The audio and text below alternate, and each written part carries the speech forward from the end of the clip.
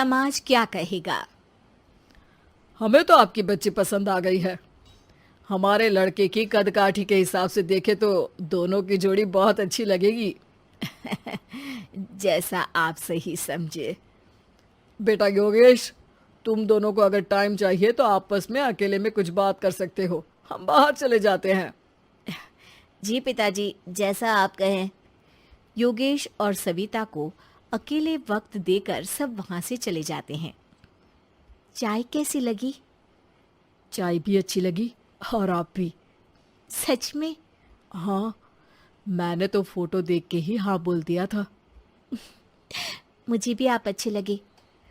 आपको कुछ पूछना हो तो पूछ लीजिए, जैसे खाना बनाना आता है या नहीं, घर के क्या क्या काम कर लेती हूँ, वगैरह वगैरह। वो तो मेरी माँ आपकी माता जी से पूछ ही लेंगी। वो मेरा डिपार्टमेंट नहीं है। इधर योगेश और सविता जिंदगी भर का साथ जोड़ने की बात कर रहे थे। उधर सविता के पापा योगेश के पिताजी के सामने हाथ जोड़ के खड़े थे। देखिए, हमारा बेटा पढ़ा लिखा है, अच्छी नौकरी करता है। उसमें जितना पैसा लगा है कम से कम उतना तो मिलना चाहिए ना। 10 लाख से कम में तो नहीं हो पाएगा। बेटी हमारी बहुत होनहार है और 7 लाख भी तो कम नहीं होते हैं ना जी। अगर आप हमारी बेटी को शादी के बाद काम करने देंगे तो 3 लाख तो 6 महीने में ही कमा लेगी। हमारे घर में ये सब नहीं होता। औरतें घर संभालती हैं और आदमी बाहर के काम। जरा मेरी बात तो समझिए। एक कार देने के बाद 10 लाख रुपए नगद देने में हमारी कमर टूट जाएगी और इसके अलावा टीवी फ्रिज तो देना ही पड़ेगा। शादी की तैयारियां, मेहमानों की पूछ परख, बारातियों का स्वागत। बेटी की शादी में बाप पर बहुत दबाव होता है जी। देखिए, हमारा बेटा कोई दुकान में रखी चीज नहीं है जिसके ऊपर हम भाव ताव कर सके और आप उसे कम दाम में खरीद लेंगे। 10 लाख से एक भी रुपया कम नहीं होगा। ठीक है, जैसा आप कहे जी, पर आधा पैसा अभी और आधा कन्यादान के वक्त दे देंगे। अरे, इसमें भी किश्त मांग रहे हैं आप?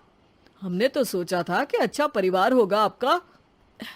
अच्छा ही परिवार है देवनाथ जी, पर पैसों की थोड़ी तंगी है ना, वरना सब ठीक ही है हमारे परिवार में जी। देवनाथ वहां से अपने बेटे योगेश को लेकर चले जाते हैं और कुंडली मिलवाई जाती है। 36 में से 32 गुण मिलते हैं। जल्दी शादी का मुहूर्त भी निकल आता है। अब कन्या को बुलाइए। आओ बेटी, यहाँ बैठो। योगेश की बाई और। मंत्रोच्चार शुरू करते हैं। मंगलम भगवान विष्णु मंगलम गरुड़ध्वजा मंगलम। सविता के पापा सविता और योगेश के बीच में जाकर बैठ जाते हैं। बेटी, तेरी माँ को यहाँ बैठना था, पर तेरी विदाई नहीं देखना चाहती होगी शायद, इसीलिए पहले ही चली गई। बाबा, हंसी खुशी का माहौल है। रोने का समय तो विदाई के वक्त होता है ना, तब ये इमोशनल अत्याचार कर लेना। अभी तो मुस्कुराइए, कैमरा आसपास ही है। तभी पीछे योगेश के पिताजी आ जाते हैं। अभी तक पैसे नहीं आए आपके यहाँ से? उठा लूं क्या बेटे को? आते ही होंगे। मैंने अपने छोटे भाई को व्यवस्था करने के लिए कह दिया था। अरे तो जल्दी कराइए ना, वरना देर हो जाएगी। समझ रहे हो ना आप? योगेश और सविता दोनों एक दूसरे की तरफ देखते हैं। सविता चाहती है कि योगेश कुछ बोले, पर योगेश अपना मुंह दूसरी तरफ फेर लेता है। पापा, कितने पैसे की बात की है आपने? अरे बेटी, तुझे इससे क्या मतलब? मेरी डील की है ना, तो मुझे तो पता ही होना चाहिए। कन्यादान की विधि शुरू करेंगे। तभी योगेश के पिता वापस वहां आ जाते हैं। पैसे देते हैं या बेटे को उठवा लूं? मैं आपके हाथ जोड़ता हूँ जी, थोड़ा सा इंतजार कर लीजिए। देवनाथ वहां से चले जाते हैं। तुम अपने पिताजी से कुछ कहते क्यों नहीं?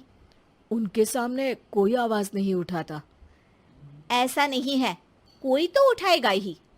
तभी वहां सविता के चाचा एक बैग लेकर आते हैं और सविता के पापा को देते हुए कहते हैं, 9 लाख ही हुए।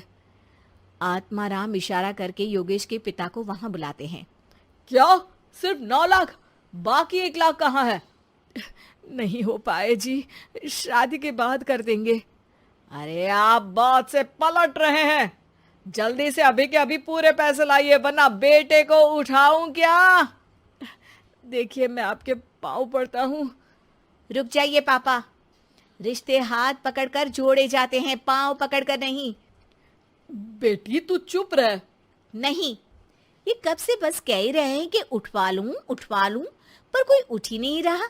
लो, मैं ही उठ जाती हूँ। बेटा, अपशगुन हुआ। दहेज लेना सबसे बड़ा अपशगुन है, पाप है, पाखंड है।